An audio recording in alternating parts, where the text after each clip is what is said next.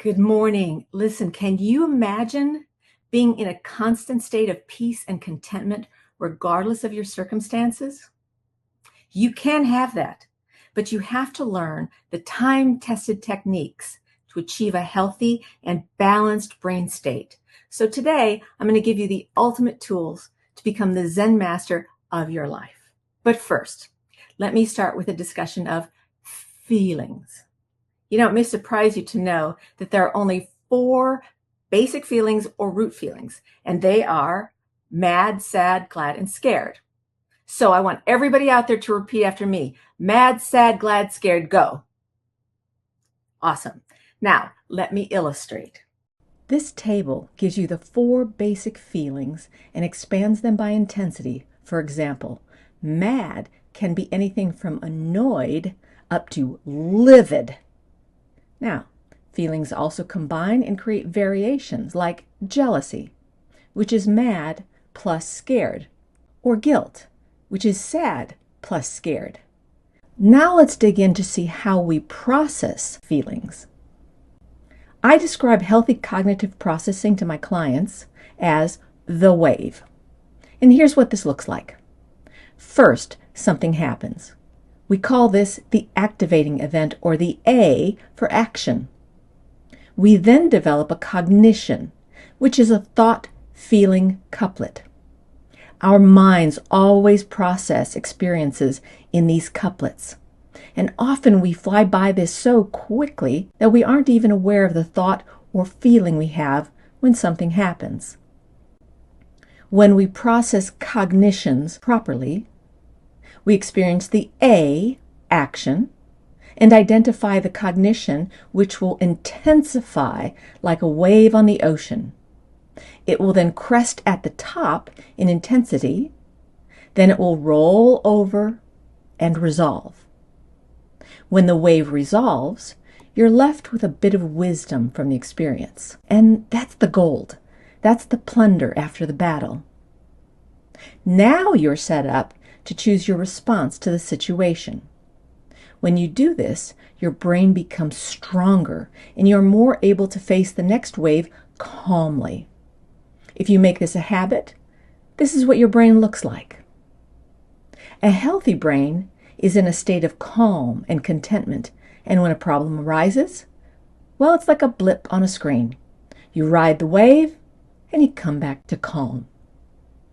If, on the other hand, you have unprocessed stuff, for example, you're still mad at your ex, your brain will look like this. And here's why.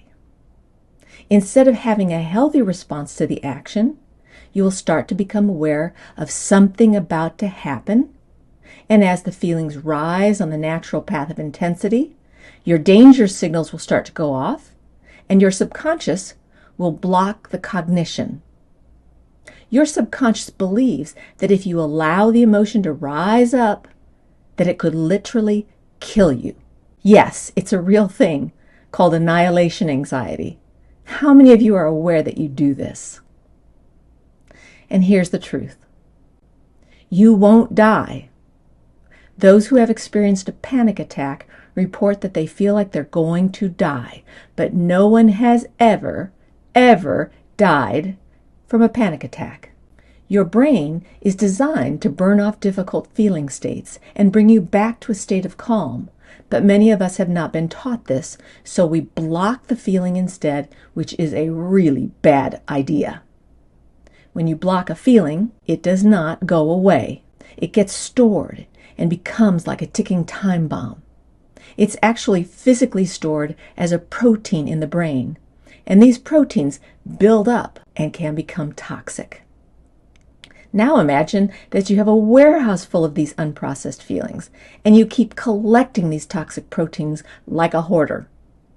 You are avoiding like crazy, thinking that you're surviving, but you have now increased, not decreased, the chance that the panic will return. You also have to allocate a percentage of your emotional resources to keep all this stuff from leaking out all over the place. So, now you have fewer resources for productivity, creativity, joy, and love. Here at the boot camp, We're going to teach you to ride the wave and properly process your feelings so that you can get rid of your baggage. So you're probably wondering, how do we do this?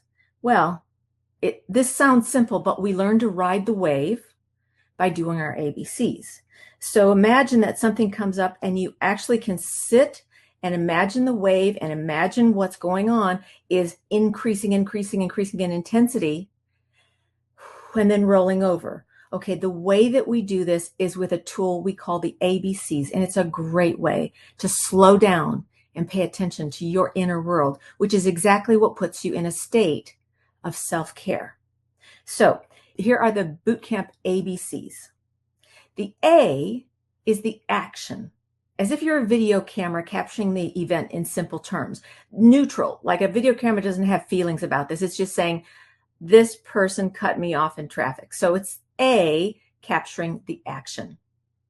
The B happens after the action, and it's the belief or thought, the things that you say to yourself like, that guy's an asshole.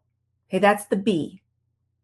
Then the C is the feeling that you're having when you take that belief and that action, and then sometimes you even want to act on this, but a feeling comes up. So in this example of traffic, and then the thought, this guy's an asshole, it's probably mad, right?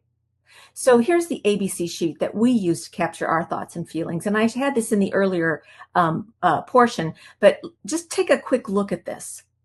I remember one time when I was in a restaurant and somebody pissed me off. So I just grabbed a napkin and just started writing. And I got out, this person did this, here's what I think.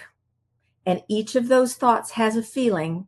And by the time I was done writing all of this, I'd ridden the wave, back to calm, and now I can enjoy my meal. Often, though, we're not aware of the B and the C, so we have to slow down and experience ourselves in the moment. And sometimes you'll be aware of your feeling before the thought, and that's okay. Just make sure that you slow down and capture both the C, the B, and the C. And listen, every A is going to have lots of B's and C's.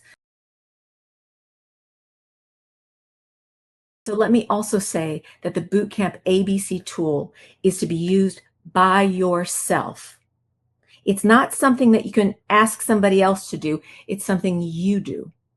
It's a tool to help you process your own experience so that you make the wisest, most loving choices after you've ridden the wave. So right now, I want you to do the bootcamp style. Close your eyes and think about a recent incident that gave you some really, really strong feelings. For example, someone cut you off in traffic, or a friend said something mean to you, or your mate did something that hurt you. Now, here's the hard part. You have to boil this incident down to one simple A, like a neutral video camera, an attitude of complete neutrality. Okay, open your eyes. And what you're going to do is you're going to write this down in the A column like this. Now you're going to pay attention to your very first thought, and this is your B. So then you'd write this down in column B like this.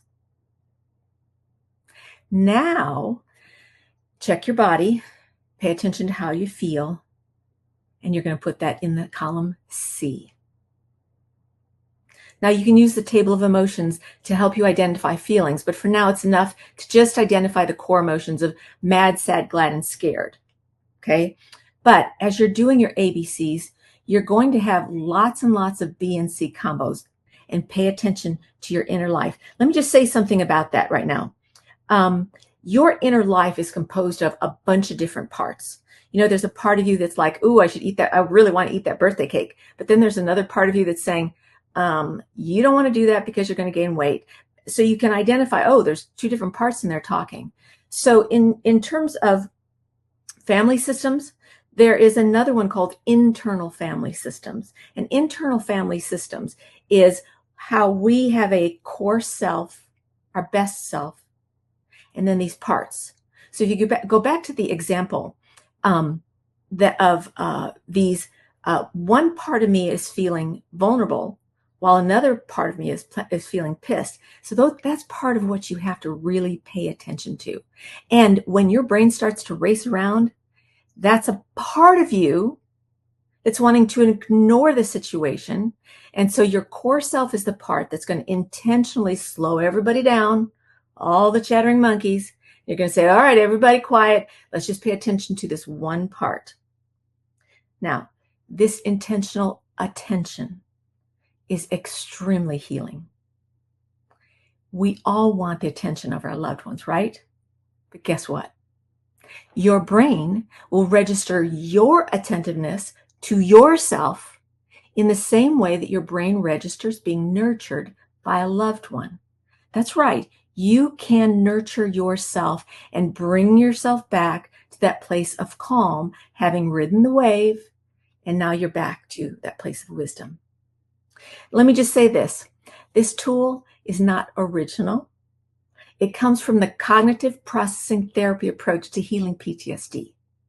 It is a widely documented, well-researched, and highly effective tool for healing trauma, and it's widely used by the military. And for me, I do my ABCs every day, and here's why. I know this discipline strengthens the brain. It can strengthen and heal a brain that's been wounded by trauma and give you a powerful mind and heart so that you can take on anything that life throws you. And here's one last tool that I'm going to make available to you. It's a chart that you can compare and contrast between impaired thinking and repaired thinking. So on my left-hand side is the impaired thinking. It's all in red. And then repaired thinking is in green. So if you think about it this way, imagine that you're doing your ABCs every day. You're riding the wave. You get a really, really hot feeling going, and you really discipline yourself to stay in that hot feeling. And then you feel your brain burn it off and resolve. And instead of feeling anxious, you now feel calm. Instead of living a fake and pretentious, pretending kind of life, you'll live in that real and genuine space. Instead of feeling deadness and emptiness, you'll feel alive. Here's the one that I think about all the time. Instead of feeling overwhelmed, you'll eventually get to a place of peace where you feel like you can handle anything. And you don't have to constantly be going, okay, plan A, plan B, plan C, plan D. You don't have to do that because you're so present and you're so confident that you can handle anything that guess what? All of the years of wisdom and experience that you've been accruing over the course of your life become available to you. But if your brain is all scattered, you don't have access to the same sort of database. So overwhelmed you can handle anything from confusion to clear-mindedness. Instead of having racing thoughts, you have focused attention. Instead of being impatient, you become really patient and calm.